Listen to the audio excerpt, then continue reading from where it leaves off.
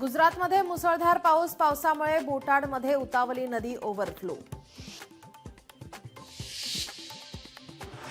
मथुरेत पावसाचा जोर वाढला, ठिकठिकाणी पाणी साचायला सुरुवात, नागरिकांना काळजी घेण्याचं प्रशासनाकडून आवाहन। ओडिशामध्ये जोरदार पाऊस, मुसळधार पावसामुळे जनजीवन विस्कळीत, मच्छीमारांना समुद्रात न जाण्याचा हवामान खात्याचा सल्ला। पावसाळी पर्यटन स्थळांसाठी प्रतिबंधात्मक आदेश, रायगडच्या माणगाव प्रांताधिकाऱ्यांकडून आदेश जारी, आदेशाचं पालन करतच पर्यटनाचा आनंद लुटता येणार।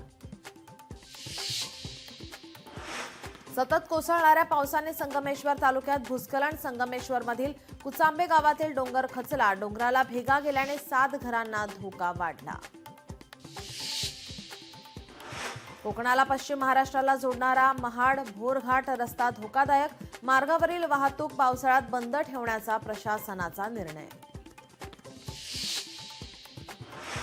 गडचिरोलीच्या पुलाचं काम 3 वर्षांपासून अपूर्णच, भामरागडच्या पर्लकोटा नदीवरील पुलाचं काम अपूर्ण, यंदाही पावसात अनेक गावांचा संपर्क तुटण्याची शक्यता।